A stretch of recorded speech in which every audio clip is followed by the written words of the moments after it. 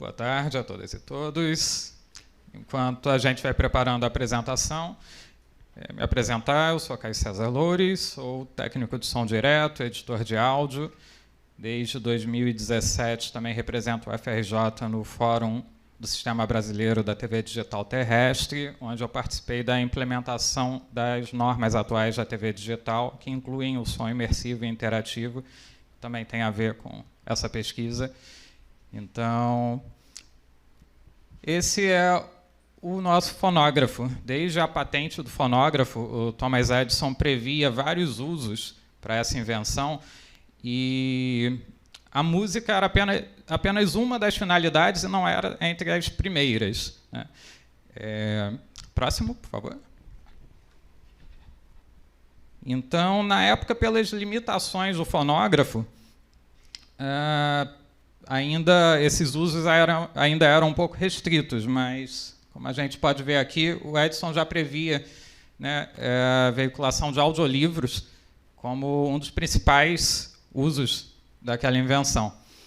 E ele ainda elencava várias aplicações, já não só para as pessoas cegas ou com baixa acuidade visual, mas simplesmente as pessoas que preferissem ouvir a contação de histórias por um orador mais qualificado, né?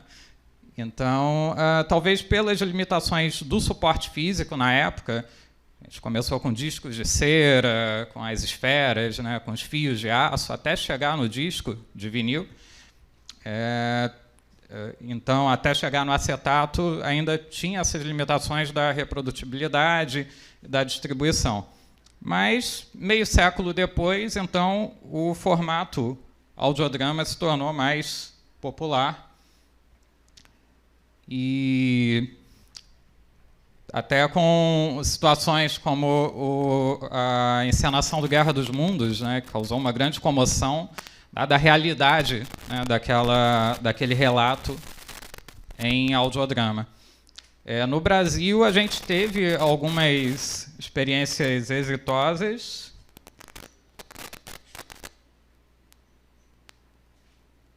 Acho que pulou um slide. Mas a gente teve aqui experiências como a coleção Disquinho e várias coletâneas de audiolivros e audiodrama. Algumas experiências mais sofisticadas, como a BBC fez o Hobbit, e já nos anos 70, 80, já havia um trabalho com uma plástica sonora bastante cinematográfica, também para veiculação do audiodrama.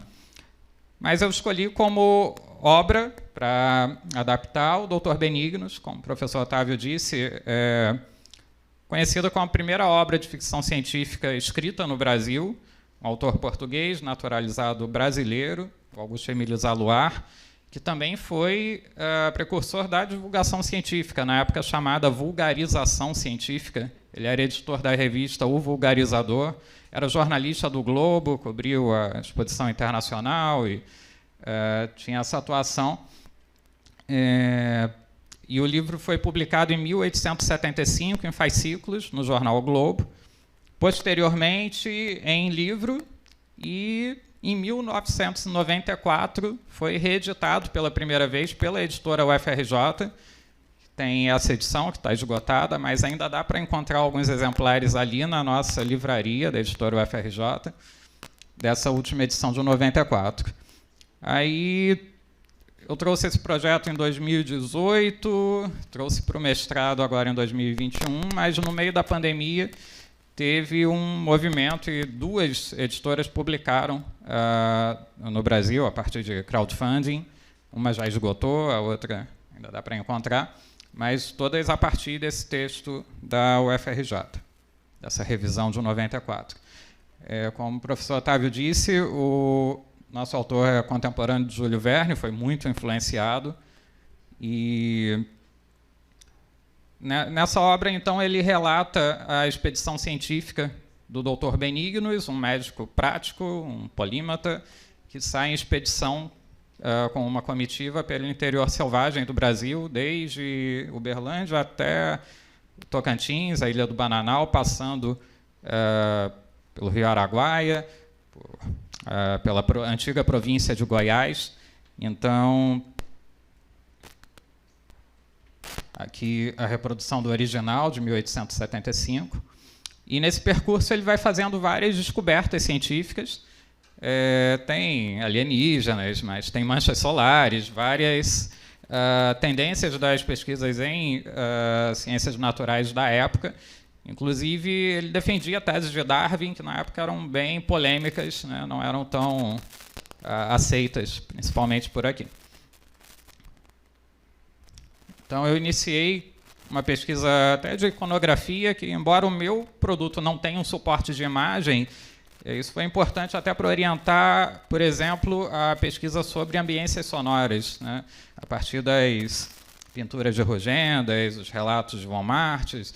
Eu pude identificar diferentes fitofisionomias do cerrado e tentando reconstruir essa sonoridade, né? Muitas espécies extintas, os lugares não têm mais essa mesma característica, né, de vegetação do cerrado, mas foi importante até aqui um mood board que também vai apoiar na comunicação, no marketing, né, embora seja áudio, vai acabar tendo essa interface com a visualidade.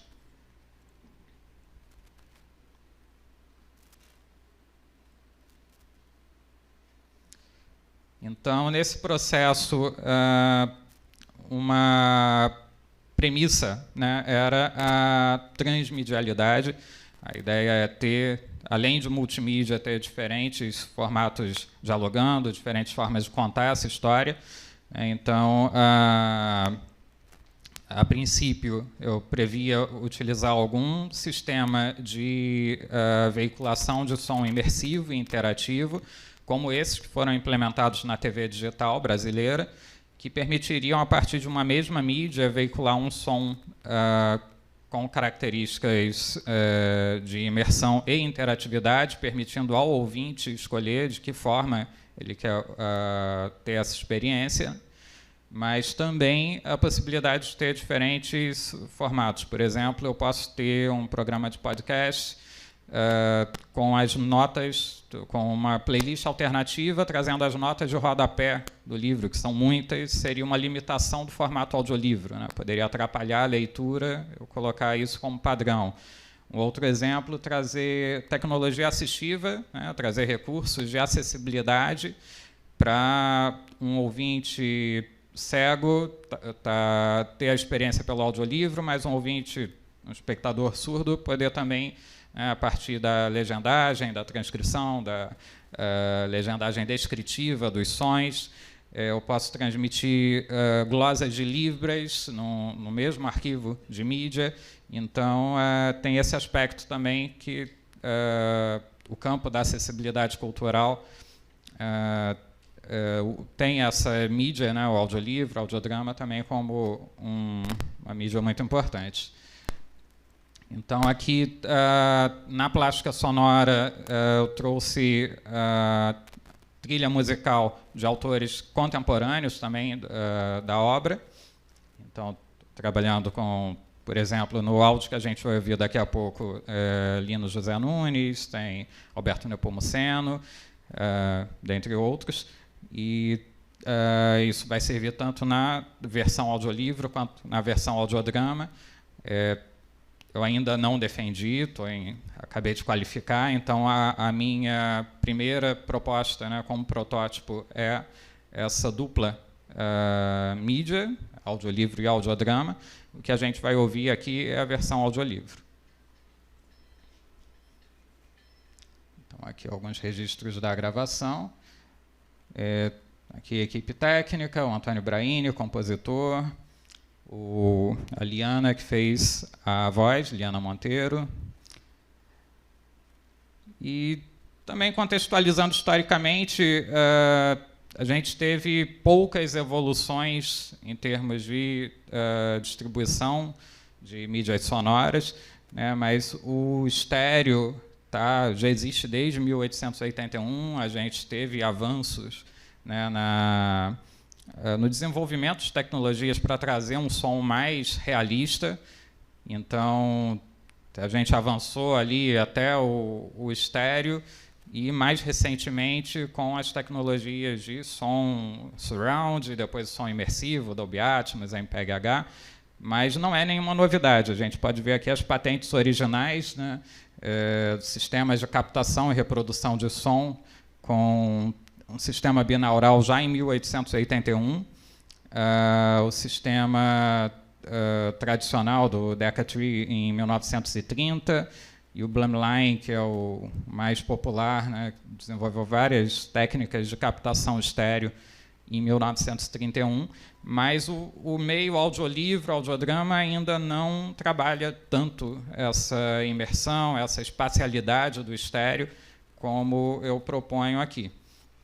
E indo ainda um nível além, né, a ideia é trazer também o som imersivo, com essa possibilidade de reproduzir em fones de ouvido, binaural, ou em auditórios, em salas de cinema, teatro, a reprodução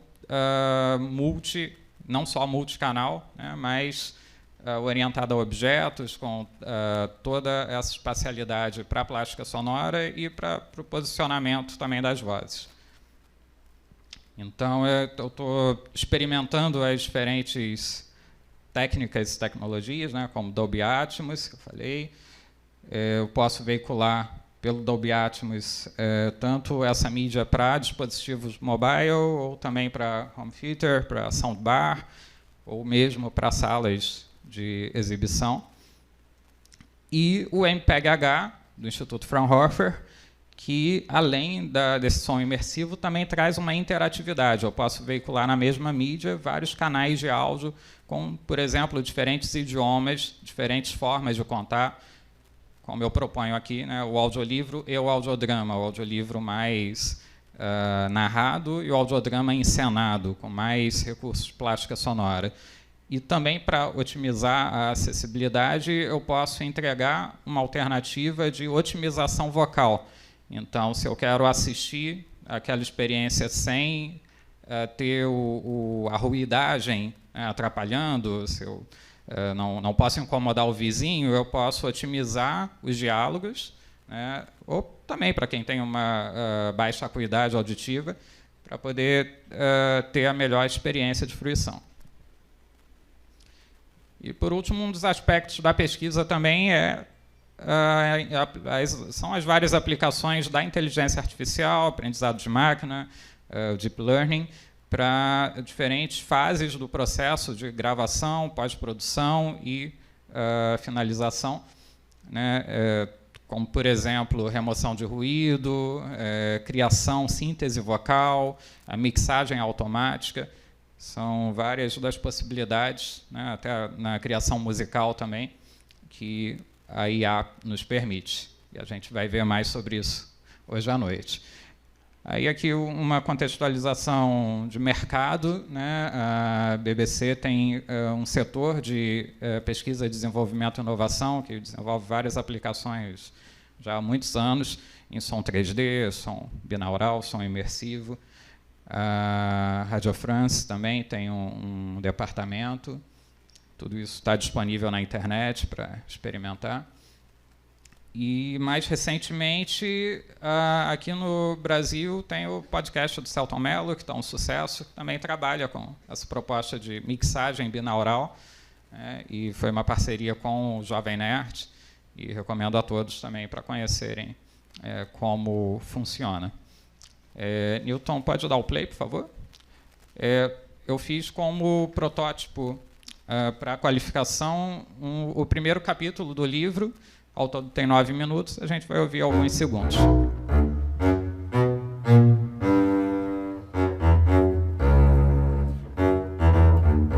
O Doutor Benignos. Capítulo 1. Resolução singular. O Doutor Benignos era um homem que se podia chamar verdadeiro sábio.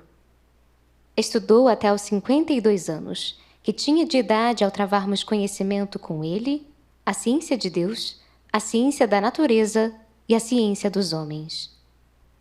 Chegou em seu espírito relativo a formar ideia mais ou menos clara do absoluto da divindade. Observando a natureza, concebeu a grandeza das leis universais, que regem e transformam eternamente a matéria. Mas quanto aos homens, nunca os pôde compreender. E foi este um dos problemas cuja solução morreu sem encontrar.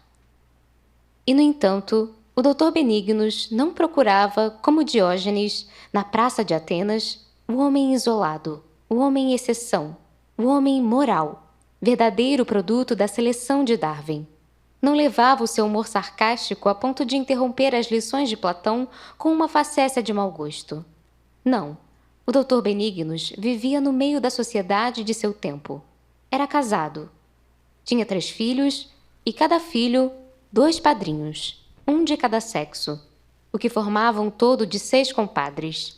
E morava em uma linda casinha nos arrabaldes da cidade. Pode cortar, e cuja horta era o mercado gratuito da vizinhança. O Dr. Benignos era um homem que... Muito obrigado.